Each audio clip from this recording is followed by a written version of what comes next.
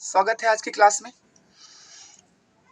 आज का इससे पहले जो वाले वीडियो में हमने देखा था प्रेजेंट सिंपल टेंस, और प्रेजेंट सिंपल टेंस का जो रूल्स है इस क्रम में आता है आपका सब्जेक्ट, वी फर्स्ट, वर्ब का फर्स्ट फॉर्म, एस या एस और ऑब्जेक्ट। इससे पहले मैंने आपको कर्ता, क्रिया व कर्म के बारे में बताया। एक चीज इसमें प्रेजेंट सिंपल टेंस में आता है एस या ईएस। आज की वीडियो में हम देखेंगे एस या ईएस का यूज ऑफ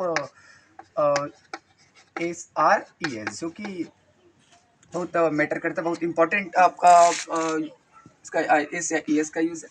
आपको नहीं समझना है कि सर एक एस या ई एस के यूज़ एक सेंटेंस में ये क्या ही मैटर करता है, इससे क्या सेंटेंस से फ़र्क पड़ेगा। तो एस या ई एस का यूज़ बहुत फ़र्क पड़ता है, इससे इफेक्ट करता है, उसके बारे में हम देखेंगे। तो एस या ई एस का यूज़ कब करेंगे? जब वाक्य में दिया गया करता, जब वाक्य में दिया गया करता जो सब्जेक्ट है वो थर्ड पर्सन में हो। कौन से पर्सन में हो? थर्ड पर्सन में। करता थर्ड पर्सन हो। अब थर्ड पर्सन में क्या क्या आता है तो स्टूडेंट्स, वो आता है आपका ही आता है, सी आता है, ईट आता है, या फिर नाउन। नाउन में याद रखिए स्टूडेंट कि नाउन में क्या होना चाहिए, हमारा नाउन सिंगुलर होना चाहिए। नाउन अगर सिंगुलर है, सिंगुलर मीन्स एक वचन है, एक वचन संज्ञा है, तब हम क्या लगाएंगे?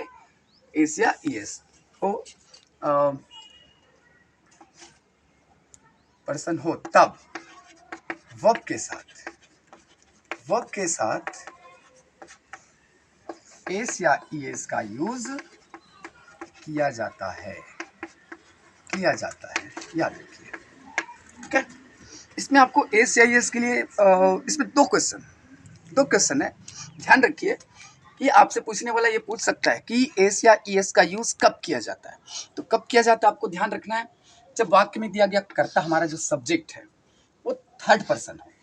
थर्ड पर्सन में जैसे सब्जेक्ट आपके पास हो ही, सी, इट, या किसी का नाम हो एक वचन में, तब पूछे कि कब किया जाता है, तो सब्जेक्ट जब थर्ड पर्सन हो तब किया जाता है, और किसके साथ किया जाता है, तो यहां देखिए आप वर्ब के साथ किया जाता है। ठीक है, तो दो क्वेश्चन का आंसर आपको यहां से मिल जाता है, जब सब्जेक्ट थर्ड पर्सन हो तब, और किसके साथ, तो वर्ब के साथ। ठीक है, देखते हैं एग्जांपल। जैसे कि हमारा, मैं कहता हूं कि मैं अंग्रेजी पढ़ाता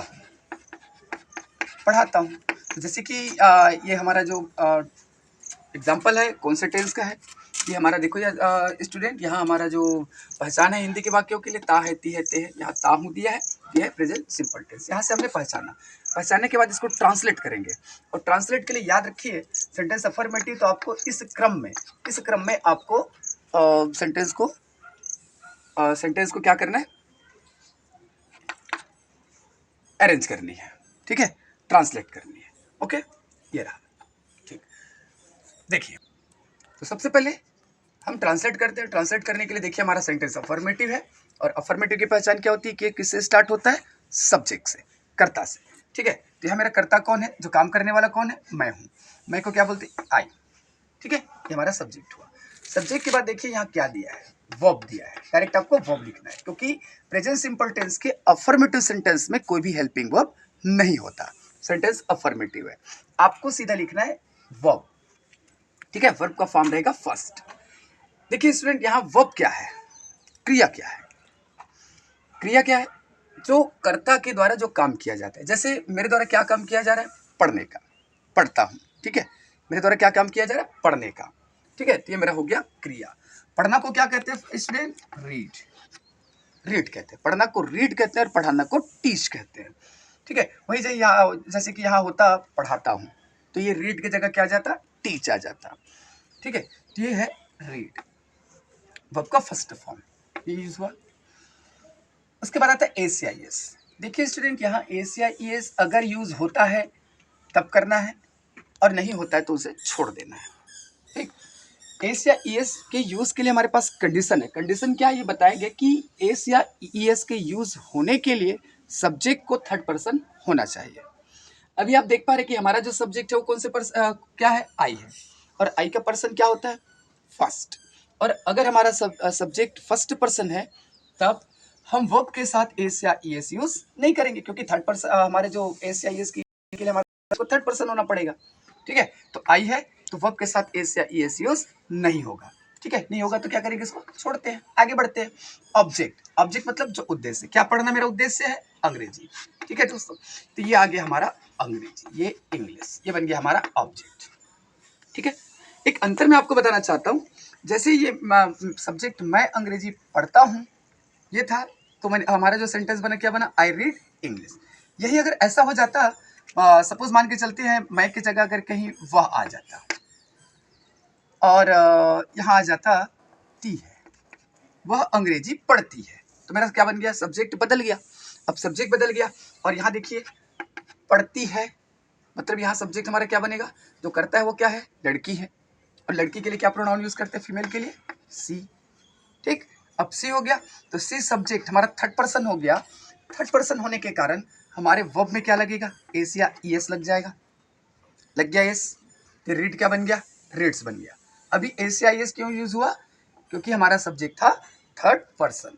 ठीक है, ये दोस्तों, क्योंकि एस या ईएस का यूज आपको वर्ब के साथ करनी है, और इसके आगे हम देखिए एस या ईएस का यूज होने के बाद हम क्या लगाए, हेल्पिंग वर्ब, नेगेटिव इंटरोगेटिव बनाते समय वो डिसाइड करेगा, हमारा वर्ब को देख के हम जनरली पहचान सकते हैं। तो एक टॉपिक आपका बनता है इसमें, वेरी इंपॉर्टेंट टॉपिक है जो प्रेजेंट सिंपल और पास्ट सिंपल से रिलेटेड होता है, आपका है इम्फेटिक का। तो बहुत इंपॉर्टेंट आपका ये टॉपिक है, जिसमें जैसे हर बार क्वेश्चन पूछा गया है बोर्ड क्लासेस के लिए, सीजी बोर्ड की अगर बात करें तो इम्फेटिक से रिलेटेड क्वेश्चन हर बार बोर्ड क्लास में पूछा गया है। ठीक है, ओके, तो और इसके इस टॉपिक के बारे में हम पढ़ेंगे नेक्स्ट टॉपिक में। ठीक है दोस्तों, अभी आप जान लीजिए ये अपना जो प्रेजेंट सिंपल टेंस का एस या ईएस का जो यूज़ है, और आगे की वीडियो के लिए ये आपको याद होना ही चाहिए कि एस या ईएस का यूज़ अगर वाक्य में हुआ है तो नेक्स्ट जो हमारा हेल्पिंग वर्ब आता है, डू, डज और डिड के लिए। ठीक है, ये टॉपिक मैंने जब क्वेश्चन टैग में बता रहा था तो क्वेश्चन टैग में भी मैंने हिंट किया था, उसमें ये बात मैंने बताया था कि डू कब यूज़ करेंगे, डज कब यूज़ करेंगे और डिड।